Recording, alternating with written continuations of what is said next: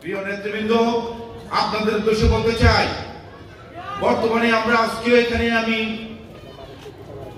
কর্মী সভাতে যোগদান করার আগে আমি একটি বেসরকারি টিভি চ্যানেল নিউজ দেখতে পাচ্ছিলাম, দুপুর 2টার খবর দেখতে পাচ্ছিলাম। লাইভ খবরে কি ছিল? চাঁপাইনবাবগঞ্জে সীমান্তে বাংলাদেশের দেশপ্রেমিক বিডিআর বিজিবি বাহিনী বনাম বিএসএফ এর একটি স্নায়ু যুদ্ধ চলছে। আপনারা কি কোন নিউজটা খেয়াল করেছেন? আজকে আপনাদের মাধ্যমে বলতে চাই, জানিয়ে দিতে চাই, ভারতীয় সীমান্ত রক্ষাকারী বাহিনী BSF international border lines rules তাকে ব্রেক করে তারা সেখানে অবৈধভাবে কাঁটাতারের বেড়া তারা নির্মাণ করছে। এই কাঁটাতারের বেড়াটা তারা কবে থেকে নির্মাণ করা শুরু করেছিল? ওই মাফিয়া ফ্যাসিস্ট হাসিনার আমল থেকে। কারণ হাসিনা তো বাংলাদেশকে কার্যত একটু অঙ্গরাজ্যে পরিণত করতে চেয়েছিল। বাংলাদেশের দেশপ্রেমিক সর্বদা সোচ্চার ছিল, সেই কারণে কিন্তু হাসিনা কিন্তু অর্ধেক পেরেছিল, বাকি অর্ধেক কিন্তু পারেনি। সেই নীল নকশাটা বিএসএফ কিন্তু একটা কাটা তারের বেড়া নির্মাণ করে আবার তারা আন্তর্জাতিক সীমান্ত যেটা শূন্য রেখার যেটা নিয়ম 150 মিটারের মধ্যে কোথাও কেউ কোনো কাটা তারের বেড়া নির্মাণ করতে পারবে না। তারা সেই সীমান্ত লঙ্ঘন করে তারা কাটা তারের বেড়া নির্মাণ করতে গিয়েছে।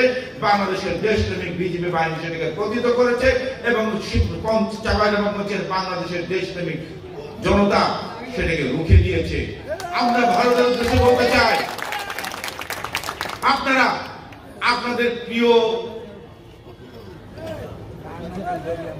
ব্যক্তিকে আপনারা তো ভারতে নিয়ে তো রেখেছেন, তাকে আপনারা আদর আপ্যায়ন করেন, তার আপনাদের যা খুশি মনে চায় তা করেন, তাকে করে বসায় রাখবেন না কোথায় রাখবেন সেটা আমাদের দেখার বিষয় না।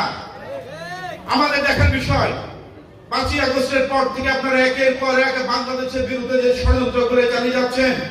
বিভিন্ন সময় আপনারা বন্যা যারা আপনারা উজানের বাদ ছেড়ে দিয়ে এক রাতের আধারে উপকূলীয় 9টি জেলাকে আপনারা বন্যায় প্লাবিত করেছেন। বিএসএফ থেকে শুরু করে আপনারা সীমান্তে একের পর এক হত্যাকাণ্ড চালিয়ে যাচ্ছেন। আপনারা দেশে বিদ্যুৎ সংকট সৃষ্টি তৈরি করেছিলেন। আপনারা একের পর এক বাংলাদেশে আপনারা নানাভাবে ষড়যন্ত্র করার চেষ্টা করছেন এবং আপনারা আগরতলায় বাংলাদেশের জাতীয় পতাকা অবমাননা থেকে শুরু করে আপনারা বাংলাদেশের হাই কমিশনার আপনারা হামলা করেছিলেন। আমরা আপনাদের উদ্দেশ্যে বলতে চাই, বাংলাদেশের 18 কোটি দেশপ্রেমিক জনতা দাঁড়িয়েছে আপনাদের আগ্রাসন। আমরা আমাদের বুকের তাজা রক্ত দিয়ে হলো আপনাদের আগ্রাসন আমরা ঠেকিয়ে দিব। এই দেশকে আমরা বাংলা ভারতের একটি অঙ্গরাজ্যে পরিণত দিব না। আমরা এই দেশকে আমরা সিকিমের মতো একটি রাষ্ট্রীয় অঙ্গরাজ্যে পরিণত দিব না। আমরা মোদী তথা ভারতীয় উদ্দেশ্যে বলতে চাই, আপনারা হাসিনার প্রতি আপনাদের যত প্রেম থাকে আপনারা দিল্লিতে তাকে নিয়ে রেখেছেন, ওখানে প্রেম নিবেদন করেন, কিন্তু বাংলাদেশের দিকে যদি আপনারা চোখ তুলে তাকান, আমরা আমাদের বুকের তাজা রক্ত দিয়ে হলো আপনাদের সেই চোখ রাঙ্গানি নামিয়ে দেব। সর্বোপরি আপনাদের উদ্দেশ্যে বলতে চাই, এখন পর্যন্ত বাংলাদেশের বিরুদ্ধে আমাদের নেতা জনাব তারেক রহমান এবং বিএনপির বিরুদ্ধে নানা ধরনের ষড়যন্ত্র চলছে। আপনারা সেই সমস্ত বিষয়ে আপনারা সজাগ থাকুন। এখন পর্যন্ত বাংলাদেশের গণতন্ত্র প্রতিষ্ঠা হয়নি। এখন পর্যন্ত যেই দাবি নিয়ে আমরা দীর্ঘ 17 বছর আন্দোলন করেছি, একটি অবাধ সুষ্ঠু নির্বাচন, এখন পর্যন্ত সেই নির্বাচনের রোডম্যাপ ঘোষণা করা হয়নি। এখন পর্যন্ত বাংলাদেশের লুণ্ঠিত গণতন্ত্র ফেরত আসেনি।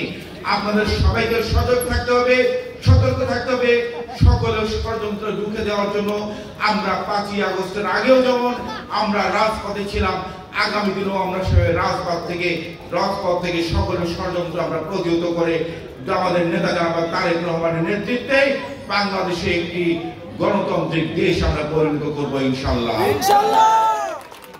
আপনাদের উদ্দেশ্যে বলতে চাই, বাংলাদেশের জাতীয় যুবদল ঢাকা মহানগর উত্তরের মোহাম্মদপুর থানা তথা 34 নম্বর ওয়ার্ডের সকল নেতাকর্মীদের উদ্দেশ্যে বলতে চাই, বিএনপির সকল ক্ষমতার উৎস হচ্ছে জনগণ।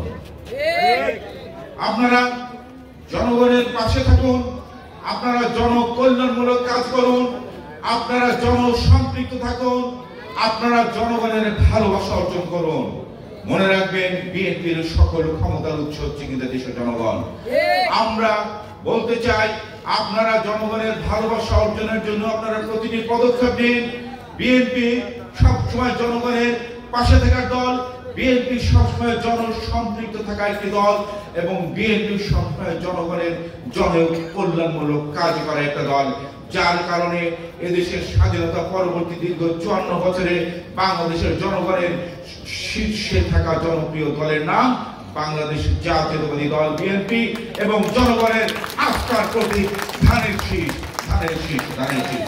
এই জন্য আপনারা সবাই জনগণের পাশে থাকুন, জনকল্যাণমূলক কাজ করুন, জনগণের দুঃখ দুর্দশা লাঘবের জন্য আপনারা সবাই পদক্ষেপ নিন। এবং আমি হুঁশিয়ারি দিতে চাই, আপনাদের কোনো কর্মকাণ্ডের দ্বারা যদি জনগণের দুঃখ দুর্দশা যদি বৃদ্ধি পায়, বাংলাদেশের জাতীয়তাবাদী যুবদল তাৎক্ষণিকভাবে আপনাদের বিরুদ্ধে আমরা সাংগঠনিক শাস্তিমূলক ব্যবস্থা গ্রহণ করার পাশাপাশি আপনাদেরকে আমরা আইনের হাতে তুলে দেব। এবং আগামী দিনের রাষ্ট্র কাঠামো মেরামতের জন্য আমাদের নেতা জনাব তারেক রহমান যে 31 দফা দিয়েছে, সেই 31 দফাগুলো সর্বশ্রেণী পেশার মানুষের মাঝে পৌঁছে দিন। আগামী দিনে একটি অবাধ সুষ্ঠু নির্বাচনের মাধ্যমে জনগণের ম্যান্ডেট নিয়ে বিএনপি ইনশাআল্লাহ ক্ষমতায় যাবে, সরকার গঠন করবে এবং আমাদের নেতা জনাব তারেক রহমানের প্রস্তাবিত 31 দফার আলোকে একটি সুখী সমৃদ্ধ বাংলাদেশ গঠন করা হবে ইনশাআল্লাহ।